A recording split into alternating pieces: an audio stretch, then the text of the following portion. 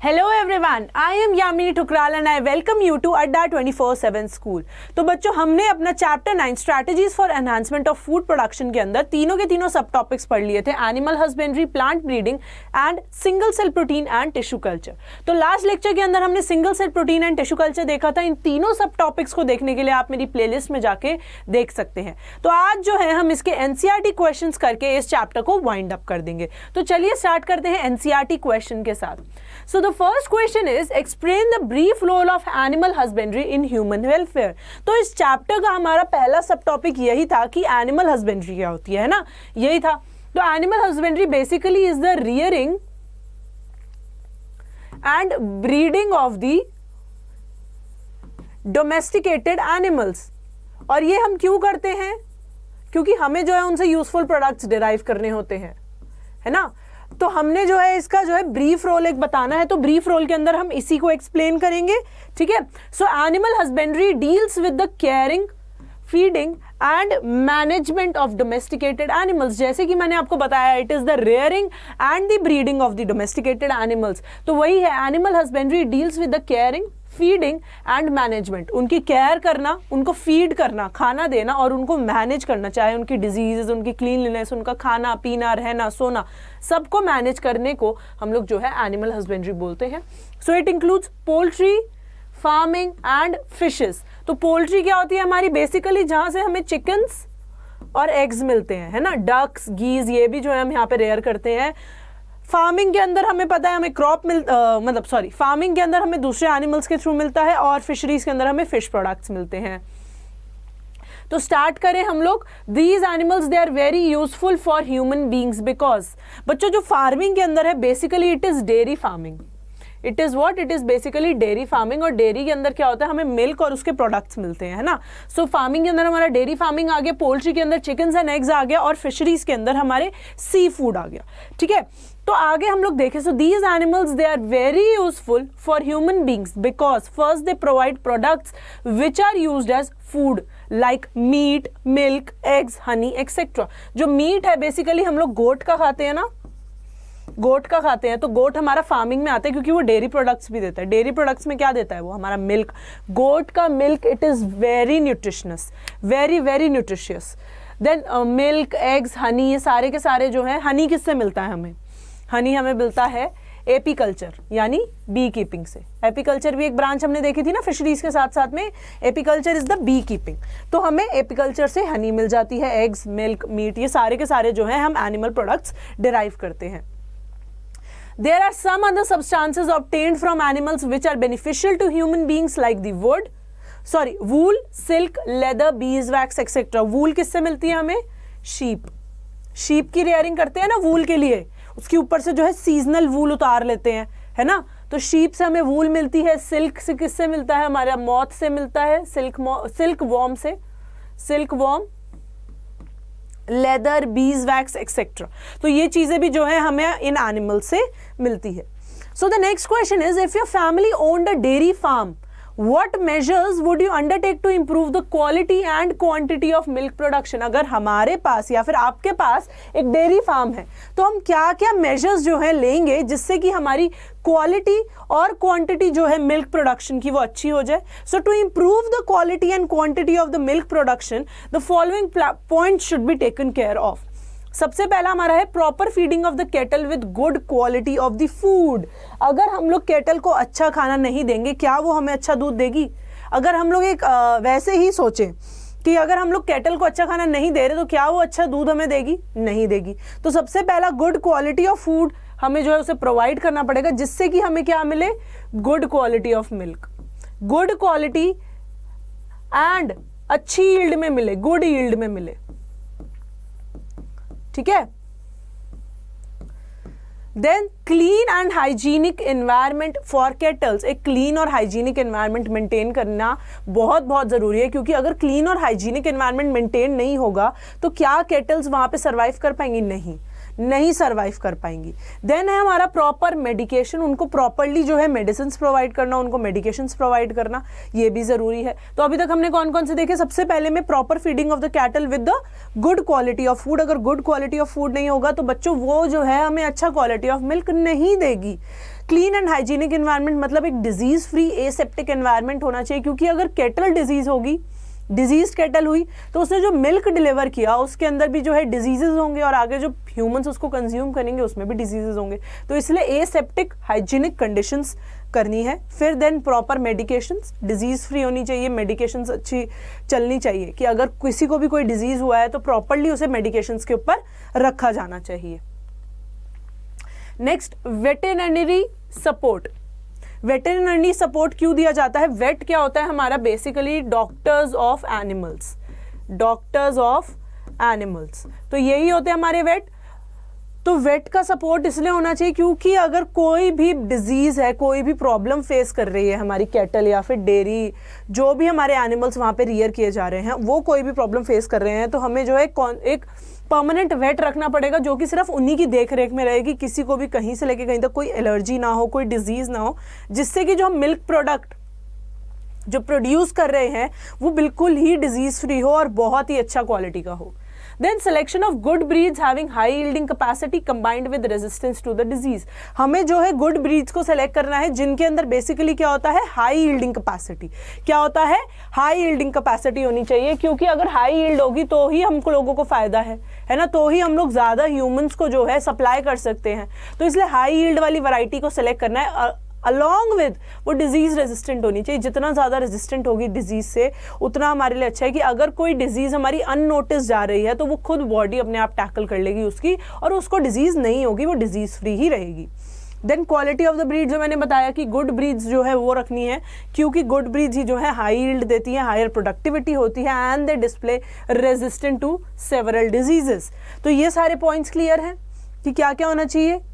ठीक है, सबसे पहले में प्रॉपर फीडिंग होनी चाहिए, clean and hygienic environment, proper medications, then veterinary support, then selection of good breeds with high yielding capacity and resistance to the disease, and lastly है हमारा quality of the breed. So the next question is what is meant by the term breed. जब हम breed बोल रहे हैं तो breed का मतलब क्या है?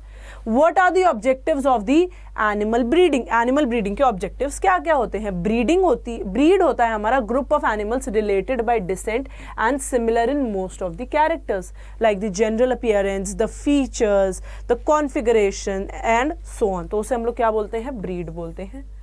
दो एनिमल्स जो कि रिलेटेड हैं, जिनके कॉमन एंसेस्टर हैं, और वो जो है आपस में जो है कैरेक्टर्स शेयर करते हैं, कुछ कॉमन कैरेक्टर्स वो लोग शेयर करते हैं, उसको हम लोग क्या बोलते हैं? ब्रीड। वो कॉमन कैरेक्टर्स जो शेयर करते हैं वो कौन कौन से होते हैं हमारे कॉमन कैरेक्टर्स? सबसे पहला हमारा आता है जनरल अपीयरेंस। जनरल अपीयरेंस के बाद आता है हमारा फीचर्स, साइज, कॉन्फिगरेशन। एनाटॉमिकली जो है वो सिमिलर होंगे, जेनेटिकली थोड़े बहुत सिमिलर होंगे। तो इससे क्या पता चलता है? कॉमन एंसेस्टर से जब डिफरेंट एनिमल्स निकलते हैं, मैंने कॉमन एंसेस्टर को CA लिखा है, CA is not chartered accountant, CA is not chartered accountant, CA is common ancestor. Common ancestor से हमारा एनिमल 1 आया, एनिमल 2 आया, तो इनके अंदर जो सिमिलैरिटीज होंगी तो ये क्या बनाएगी? ये एक ब्रीड बनाएगी। अगर ये दोनों सिमिलर हैं तो ये एक ब्रीड बना देगी, है ना? समझ आया? So the main objectives of animal breeding. Objectives क्या है एनिमल ब्रीडिंग के? सबसे पहले to produce high yielding varieties of animal. सबसे पहला हमारा यही मोटिव रहता है कि हाई यील्डिंग, हाई प्रोडक्टिविटी जो हमें एनिमल्स दें, हमें वो करना है, वैरायटी बनानी है। Like high milk producing cattle, more egg producing variety of chicken, more wool bearing sheep varieties and so on. इसमें सारे एनिमल्स से हम जो डिराइव करते हैं उसके अकॉर्डिंग बताया गया है कि अगर हम लोग हाई प्रोडक्टिविटी वाले एनिमल्स देख रहे हैं, अगर हम लोग हाई प्रोडक्टिविटी वाले एनिमल्स देख रहे हैं तो हम देख सकते हैं कि कौन सा चिकन जो है ज़्यादा एग ले करता है, कौन सा कैटल जो है ज़्यादा जो है अमाउंट में मिल्क प्रोड्यूस करता है, कौन सी शीप जो है ज़्यादा वूल बनाती है। तो उस अकॉर्डिंग हम लोग जो है ब्रीड्स को सेलेक्ट करते हैं। तो हमने क्या करना होता है? इन्हीं ब्रीड्स को प्रोड्यूस करना होता है, इन्हीं हाई यील्डिंग वैरायटीज़ को प्रोड्यूस करना होता है। इसका मेन मोटिव सबसे ज़्यादा यही होता है कि हाई यील्डिंग वैरायटीज़ को प्रोड्यूस करना है। और ब्रीड तो मैंने तुम्हें बता ही दिया कि क्या होता है। So to produce drought varieties for doing work like cattle, तो हमने जो है ड्रॉट वैरायटीज भी करनी है, ड्रॉट रेजिस्टेंट वैरायटीज, जो कि अगर कभी स्कैरसिटी ऑफ वाटर आ गया, फॉर एग्जांपल कभी स्कैरसिटी ऑफ वाटर आ गया, जब स्कैरसिटी ऑफ वाटर आएगा तो एनिमल्स के अंदर कुछ ना कुछ इनबिल्ट मैकेनिज्म होना चाहिए, अडेप्टेशन होनी चाहिए, जिसकी वजह से वो इसे सर्वाइव कर पाए। तो drought resistant varieties, drought resistant varieties चाहिए जिसके अंदर वो ड्रॉट से रेजिस्टेंट हो और वो जो है स्कैरसिटी ऑफ वाटर में भी वही चीजें प्रोड्यूस कर रही हो। To produce disease resistant variety of the live stock, जो डिजीजेस अननोटिस चले जाते हैं उन डिजीजेस से जो है जो रेजिस्टेंट रहेंगी वैरायटीज वो भी हमने प्रोड्यूस करनी है। तो हमने क्या क्या देख लिया कि एनिमल ब्रीडिंग के क्या क्या मेन ऑब्जेक्टिव्स हैं। सबसे पहला to produce high yielding varieties, then next is to produce drought resistant varieties, मतलब अगर स्कैरसिटी ऑफ वाटर आता है तो उससे रेजिस्टेंट वैरायटीज करेंगे। और क्योंकि कैसे होगी वो, उनके अंदर कुछ ना कुछ अडेप्टेशन होगी जो इससे डील करेगी, स्कैरसिटी ऑफ वाटर से डील करके वही नॉर्मल प्रोडक्टिविटी शो करेगी। Then lastly to produce disease resistant varieties, मतलब डिजीज से रेजिस्टेंट रहे। ठीक है, वेट का सपोर्ट रहेगा, वेटरनरी सपोर्ट रहेगा, पर उसके अलावा में जो छोटे मोटे डिजीजेज हैं उससे रेजिस्टेंट होनी चाहिए क्योंकि वो अननोटिस चले जाते हैं और फिर वो मिल्क कैरी उनकी प्रोडक्ट की क्वालिटी खराब कर देते हैं। Then next question, name the methods employed in animal breeding. According to you, which of the following methods is the best? कौन कौन से methods हैं हमारे animal breeding में? Inbreeding, outbreeding, cross breeding. Inbreeding क्या होता है? अगर अपनी ही breed में जो है हम लोग mating करवा दें। Then उसके बाद में हमारा outbreeding क्या होता है? Outbreeding होता है जिसके अंदर हम लोग ब्रीड डिफरेंट ब्रीड के एनिमल्स को ब्रीड करा दे। एंड क्रॉस ब्रीडिंग होता है एक ब्रीड के। आउट ब्रीडिंग बेसिकली वो होता है जिसमें जो अनरिलेटेड इंडिविजुअल्स होते हैं, अनरिलेटेड एनिमल्स होते हैं फ्रॉम 4 to 5 जनरेशंस, पर वो सेम ब्रीड के होते हैं, तो उनको ब्रीडिंग करवा देते हैं, पर उनके अंदर कोई सिमिलैरिटीज नहीं होती क्योंकि 4 to 5 जनरेशन से उनका कोई कॉमन एंसेस्टर नहीं होता। और क्रॉस ब्रीडिंग होता है विद इन द 2 ब्रीड्स, मतलब 2 ब्रीड्स, अलग अलग ब्रीड्स के बीच में जो है ब्रीडिंग करवा दे। तो ये जो है हमारे मेथड्स एम्प्लॉयड होते हैं। देन उसके बाद में हमारा आता है इंटरस्पेसिफिक हाइब्रिडाइजेशन, जिसके अंदर डिफरेंट स्पीशीज के एनिमल्स को ब्रीडिंग करवाया जाता है। फिर आता है हमारा आर्टिफिशियल इंसेमिनेशन, जिसमें जो है हम लोग इससे जो है अपने हिसाब से हाइब्रिडाइज करा सकते हैं। इसमें क्या होता है कि जैसे जो एनिमल की स्पीशी हमें पसंद है, हम उसके मेल का सीमेन इंजेक्शन के अंदर लेके उस फीमेल के अंदर इंजेक्ट कर देंगे जो फीमेल हमारे इंटरेस्ट की है। तो इससे क्या होगा कि हमारी इंटरेस्ट की वैरायटी बन जाएगी। देन है हमारा multiple ovulation embryo transfer. Multiple ovulation embryo transfer के अंदर हम क्या करते हैं, ऐसे हार्मोन्स इंजेक्ट करते हैं जैसे कि FSH, जिससे कि हमारे बहुत सारे एग्स बनने शुरू हो जाते हैं चिकन के अंदर, या फिर जो हमारी काउ है वो एक्सेसिव मिल्क प्रोड्यूस करने लग जाती है। इसमें मल्टीपल ओव्यूल्स बन जाते हैं। जहाँ पे एक एग प्रोड्यूस हो रहा था एक hen से, वो कितने 10 एग्स प्रोड्यूस करने लग जाती है। तो आप मिल्क की क्वांटिटी तो सोच ही सकते हो कितनी ज़्यादा होगी, है ना, मिल्क की क्वांटिटी कितनी ही ज़्यादा होगी। सो जो क्रॉस ब्रीडिंग होता है that is the best method, क्योंकि उसके अंदर क्या होता है, डेवलपमेंट होती है सुपीरियर ट्रेट्स की। क्योंकि क्रॉस ब्रीडिंग के अंदर हमने क्या बोला कि हमने 2 इंडिविजुअल्स लिए, ये ब्रीड 1 और ये ब्रीड 2,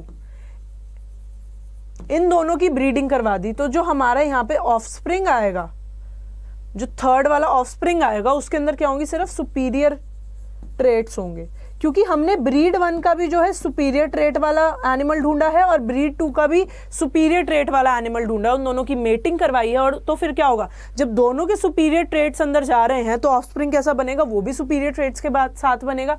तो इसके अंदर क्या है, सुपीरियर ट्रेट्स के अंदर साथ बनता है और इसके अंदर एक वैरायटी भी बन जाती है। इन ब्रीडिंग के अंदर क्या पंगा रहता है कि अगर सेम ब्रीड के अंदर है जिनके कॉमन एंसेस्टर, उनके अंदर कोई वैरायटी नहीं आती और अल्टीमेटली 4 to 5 जनरेशंस के बाद उसके अंदर इन ब्रीडिंग डिप्रेशन आ जाता है। मतलब उनके अंदर जो जेनेटिक डिसऑर्डर्स रिसेसिव में थे ना, वो भी हमारे जो है उभरने शुरू हो जाते हैं, क्योंकि अंदर ही अंदर ब्रीडिंग हो ही जा रही है ना, विद इन अ ब्रीड जो है बार बार मेटिंग हो जा रही है और आगे जो है प्रोड्यूस करे जा रहे हैं। तो सबसे बेस्ट टेक्निक यही रहती है क्रॉस ब्रीडिंग की। सबसे बेस्ट टेक्निक क्रॉस ब्रीडिंग की रहती है, जिसके अंदर हम लोग 2 अलग अलग ब्रीड्स के सुपीरियर मेल और फीमेल लेके उनकी ब्रीडिंग करवा के एक सुपीरियर ट्रेट वाला ऑफस्प्रिंग बनाते हैं, ठीक है। और जो प्रोजेनी बनती है वो फर्टाइल होती है और इसके अंदर क्या होता है, हमारा इन ब्रीडिंग डिप्रेशन भी नहीं होता। मतलब जो डिसऑर्डर्स हमारे रिसेसिव फॉर्म में मौजूद भी थे अगर इसमें या फिर इसमें, वो दब के एलिमिनेट हो जाते हैं, पर इन ब्रीडिंग में क्या होता है कि वो उभर के बाहर आ जाते हैं, next question is what is apiculture, how is it important in our lives. जब हम एपीकल्चर की बात करते हैं तो apiculture is the rearing and the breeding of the honey bee for the production of honey. जब हम एपीकल्चर की बात करते हैं तो उसमें क्या होता है, हमारा रेयरिंग और ब्रीडिंग होती है ऑफ द हनी बीज, जिससे कि हम लोग क्या निकालते हैं, हनी और बीज वैक्स, है ना, बीज वैक्स भी तो निकालते हैं। ये भी हमारी जो है इकोनॉमिक इंपॉर्टेंस की है। Then it is important in our lives as honey bee provide honey which is a highly nutritive substance and beeswax is used in many industry। दोनों की दोनों चीजें जो हमें हनी बीज को रेयर करने पे मिलती हैं वो क्या होती हैं हमारी, they are used in many industries और वो बहुत ही ज्यादा न्यूट्रिटिव होती हैं। So honeybees they also pollinate flowers of some important plants like the sunflower, apple, pear। जो honeybees हैं वो काफ़ी प्लांट्स की जो है उसके अंदर में उनको पॉलिनेशन भी करवाती हैं, जैसे कि हमारा जो सनफ्लावर हो गया, जो एप्पल हो गया, जो पियर हो गया, इनके अंदर वो क्या करवाती है, पॉलिनेशन भी करवाती है। तो क्या होता है एपीकल्चर, एपीकल्चर को हम लोग कॉमनली क्या बोलते हैं, बी कीपिंग। एपीकल्चर को हम कॉमनली बोलते हैं bee keeping. It is the keeping and the rearing, rearing उसको बड़ा करना, उसको मैनेज करना, उसकी ब्रीडिंग करवाना, उस पूरे प्रोसेस को हम लोग उस ब्रांच को ही एपीकल्चर बोलते हैं, है ना। सो इसमें क्या होता है, प्रोडक्शन किसकी होती है, हनी और बीज वैक्स की। हनी क्या होता है, हमारा न्यूट्रिटिव सब्सटेंस होता है। जो बीज वैक्स होती है वो हमारी इंडस्ट्री में बहुत ज्यादा काम आती है। So honey bees they also pollinate some important flowers like sunflower, apple and pear. So the next question is discuss the role of fishery in the enhancement of food production। जब हम fisheries की बात करते हैं तो fisheries जैसे कि इसका नाम बता रहा है, इट इज द इंडस्ट्री जिसमें हमारी जो रेयरिंग होती है और ब्रीडिंग होती है वो किसकी होती है, फिशेस एंड एक्वेटिक एनिमल्स, इनकी जो है हमारी रेयरिंग और ब्रीडिंग करवाई जाती है in the fishery industry. So fishery it is an industry which is concerned with the catching, processing और सेलिंग ऑफ द फिश। हमने फिश को कैच किया, उसको प्रोसेस किया कि वो ह्यूमन कंजम्पशन में जा पाए, मतलब ह्यूमंस उसे कंज्यूम कर पाए, और फिर उसे हमने सेल किया है। क्योंकि अगर हम सीधा ही पकड़ के ऐसे सेल कर देंगे तो उसके अंदर पता नहीं कितने सारे केमिकल्स लगे होंगे, कितनी चीज़ें होंगी जो हम लोग कंज्यूम नहीं कर सकते हैं। तो पहले उसकी कैचिंग होती है, फिर उसकी प्रोसेसिंग होती है, देन जो है वो सेल होती है to the humans. So the role of fishery in the enhancement of food production, it is as follows। जो role of fishery है, it is as follows। First, the fish flesh, it is an excellent source of protein। So it has a little fat, carries good amount of minerals and vitamins A and D, and it is rich in iodine। जो fish है, it is a rich source of protein। सबसे ज़्यादा protein हमारा fishes के अंदर होता है, उसके अंदर बहुत कम फैट होता है। It has a good amount of minerals, vitamin A, vitamin D, and it is rich in iodine. कई बार आप देखते हो जो आपको डॉक्टर जो है विटामिन डी की टैबलेट्स लिख के देता है तो उसके अंदर लिखा होता है कि कंटेन्स फिश ऑयल, है ना। वो क्यों होता है, क्योंकि उसके अंदर विटामिन डी होता है। फिशेस के अंदर विटामिन डी बहुत ज़्यादा होता है। इवन जब हम कैल्शियम की टैबलेट्स लेते हैं तो उसके अंदर भी फिश डेराइव्ड होता है। क्यों, क्योंकि फिशेस जो है बहुत ज़्यादा रिच होती हैं in the proteins, vitamins, minerals, और आयोडीन में तो बहुत ही ज़्यादा रिच होती है। इसलिए जो है ये मेडिसिन के अंदर भी यूज़ की जाती है। ये apart from eating them they are also use in the medicinal industry. So the fish oil extracted from the liver of the sharks, sawfishes and etc. they have a high medicinal value। जैसे कि मैंने बताया medicine के अंदर कई बार लिखा होता है contains fish oil, यही लिखा होता है ना, contains fish oil, ये लिखा होता है, ये mentioned होता है।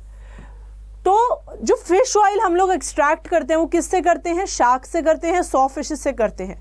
Then shagreen, the skin of sharks and rays, they are used in polishing the wood and other material। जो shagreen है, हम लोग जो शार्क से और रेस से जो उसके जो है स्किन से हम लोग एक्सट्रैक्ट करते हैं वो हमारा बेसिकली पॉलिशिंग में मदद करता है। जो हमारी वुड पॉलिश होती है ना, बड़ी अच्छी सी फ्रेग्रेंस आ रही होती है, वो इसी की होती है, shagreen की। So it is use in polishing the wood and other material. So basic ये पॉलिशिंग के अंदर मदद करती है। Then the silvery bone scales of cyprinids are used in the manufacture of artificial pearls। artificial pearls भी बनते हैं किससे, जो सिल्वरी बोनी स्केल्स होते हैं हमारे किसमें, सिप्रिमिड्स में। सिप्रिमिड्स के अंदर हमारे सिल्वर बोनी स्केल्स होते हैं, उससे हम आर्टिफिशियल पर्ल्स बना सकते हैं। जो ओरिजिनल पर्ल्स होते हैं वो तो हमारे फिशेस से डराइव नहीं होते हैं। तो सिल्वरी बोनी स्केल्स जो है सिप्रिमिड से बनते हैं, जो कि हमारे आर्टिफिशियल पर्ल्स की तरह यूज होते हैं। Then fish glue, it is a sticky product which is obtained from the skin of cod and is use as a gum. Fish glue जो है वो हमारी स्टिकी है और वो भी जो है हमारी स्किन ऑफ कॉड से यूज होती है। Then fish waste after the extraction of the oil, it is use as a fertiliser in enhancing the fertility of the soil. तो फर्टिलाइजर हमारे कहाँ यूज होते हैं? Basically fertility of the soil को enhance करने के लिए। जब हमने फिश ऑयल निकाल लिया शार्क्स में से, उसके बाद में जो उसका वेस्ट बचता है उसे हम लोग कहाँ यूज करते हैं? They are used as the fertilizers. So the fishing industry has brought a lot of income to the farmers in particular and the country in general because of the blue revolution. Blue revolution क्यों हुआ था? To produce more and more fish, और fishery industry को promote करने के लिए। और वैसे ही जो है हमारा ग्रीन रेवोल्यूशन हुआ था to produce enough food for all. तो दो रेवोल्यूशंस के अंदर जो है it has bought a lot of income to specifically to the farmers and along with the farmers to the whole country because of the two revolutions, blue and green revolutions. Then the next question is briefly describe various steps involved in plant breeding. हमने जो है different जो हमारे steps involve है हमने वो बताना है। सो प्लांट ब्रीडिंग क्या होता है? It is the purposeful manipulation of the species in order to create desired plant types. हमने जो है डिजायर्ड प्लांट टाइप्स जो है वो क्रिएट करने होते हैं। क्या करना होता है? हमें डिजायर्ड जो हमारे प्लांट टाइप्स है वो क्रिएट करने होते हैं। तो हम किसका सहारा लेते हैं? प्लांट ब्रीडिंग का लेते हैं। सो the plant types they are better suited for cultivation, they give better yields and they are disease resistant. जब हम plant breeding की बात करते हैं तो उसे हम purposefully manipulate करते हैं। जो plant के genes हैं उनको purposefully manipulate क्यों करते हैं? क्योंकि हमें जो है superior varieties चाहिए होती है, high yielding varieties चाहिए होती है और disease resistant varieties चाहिए होती है। तो हम अपने accordingly उनकी mating करवाते हैं कि प्लांट स्पीशी ए की मीटिंग हम स्पीशी 2 से कराएंगे तो हमें ये कैरेक्टरिस्टिक्स मिलेंगे। इसके एग्जाम्पल क्या थे? जैसे हमने वीट में देखा और राइस में देखा कि हमने जो इंट्रोड्यूस करवाई थी सेमी डॉफ वराइटीज, वो जो थी देवर हाई यील्डिंग, जो रादर देन जो कि हमारी नॉर्मली चल रही थी उससे अलग थी। राइस के अंदर क्या थी हमारी? I think Jaya and Ratna थी, और इसमें क्या थी? सोनालिका,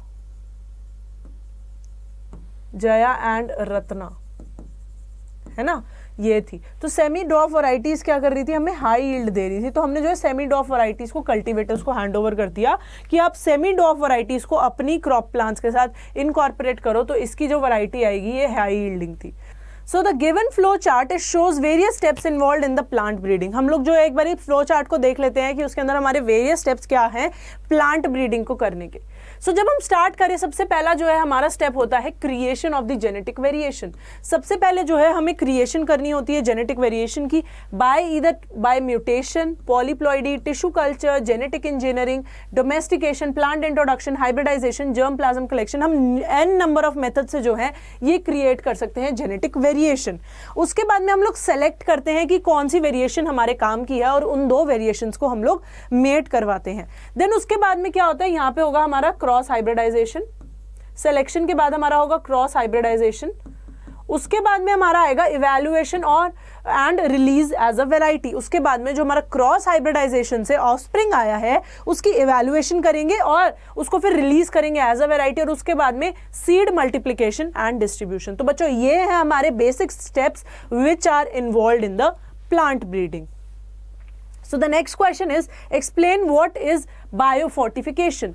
So biofortification हमारा जो था एक मेजर लिया गया था जिसके थ्रू जो है हम लोग nutritional quality of a crop जो है उसे इम्प्रूव कर सकते हैं।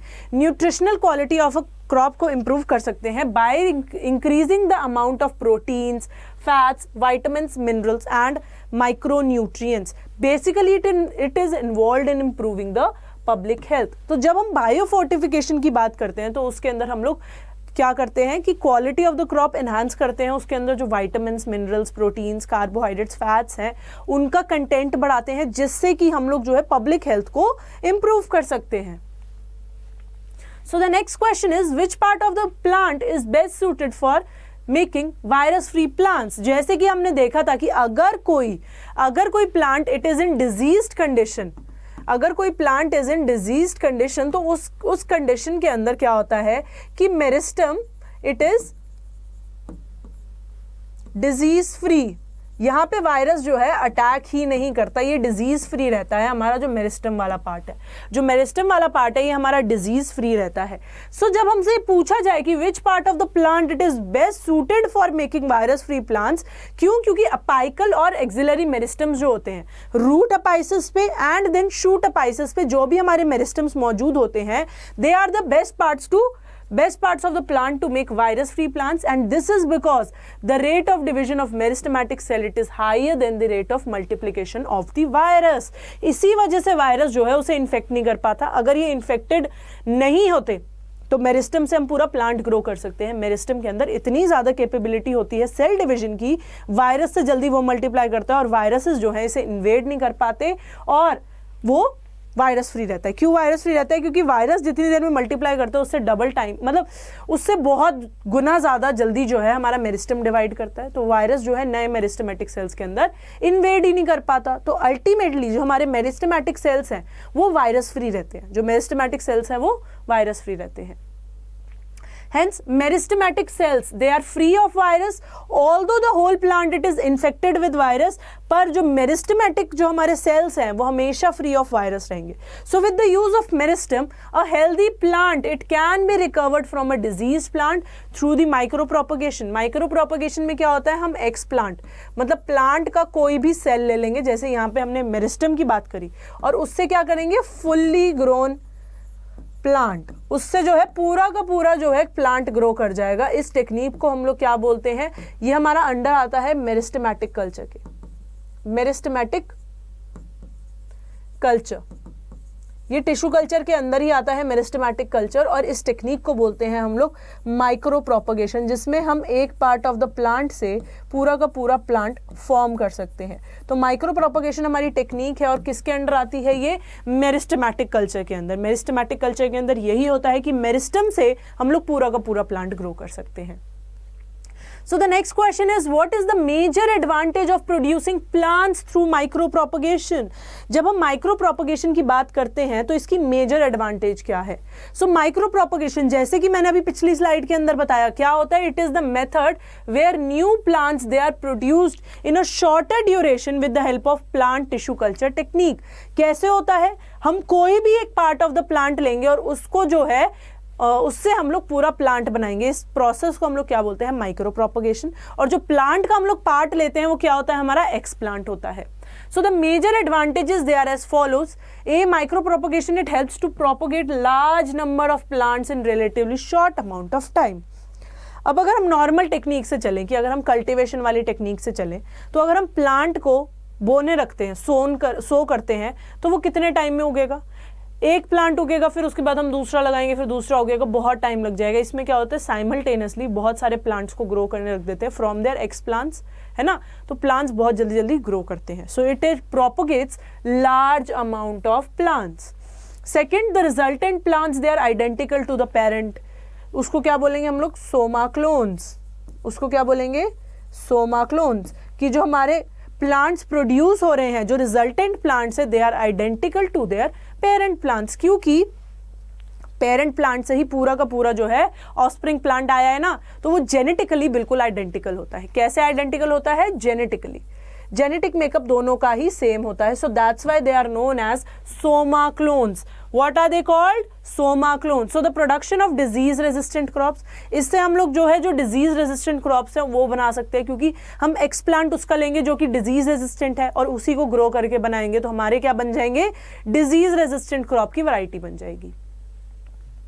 The next question is, find out what the various components of the medium used for propagation of an explant in vitro। तो in vitro हम एक्सप्लांट को ग्रो करते हैं। बेसिकली जो माइक्रो प्रोपगेशन की टेक्निक होती है वो कैसे होती है, हमारी इन विट्रो होती है, मतलब लेबोरेटरी के अंदर होती है। सो हमने ये बताना है कि उस मीडियम के कंपोनेंट्स क्या होते हैं जो कि प्रोपगेशन में मदद करता है। So the various components of the medium used for propagation and explant in vitro are, first sucrose which serves as the energy provide करता है और कार्बन प्रोवाइड करता है। Next, inorganic salt. Third, vitamins. Fourth, growth regulators, जो कि है हमारे auxins and cytokinins, मतलब प्लांट ग्रोथ रेगुलेटर्स। प्लांट की ग्रोथ भी तो होनी चाहिए। है ना, प्लांट की ग्रोथ भी तो होनी चाहिए। तो प्लांट की ग्रोथ के लिए जो है growth regulators, inorganic salts, vitamins and sucrose. Then name any 5 hybrid varieties of the crop plants which have been developed in India. कौन सी हाइब्रिड वैरायटीज थी? जैसे कि मैंने आपको बताया, वीट की सोनालिका थी, देन वीट की हिमगिरी, मस्टर्ड की पूसा स्वर्णिम, पी की पूसा कोमल, देन लेडी फिंगर जो कि ओकरा है उसकी पूजा सवानी। ये सारी की सारी जो है, आप इसके अलावा भी लिख सकते हो, हाइब्रिड वैरायटीज और भी आती हैं। मैंने जस्ट 5 लिख दिया, आप और कोई 5 भी लिख सकते हो, कोई प्रॉब्लम नहीं है। सो बच्चों, ये थे हमारे NCERT questions of strategies for enhancement of food production. ऐसी ही वीडियोस के लिए जुड़े रहें अड्डा 24/7 स्कूल के साथ। मिलते हैं नेक्स्ट लेक्चर के अंदर, तब तक के लिए बाय बाय।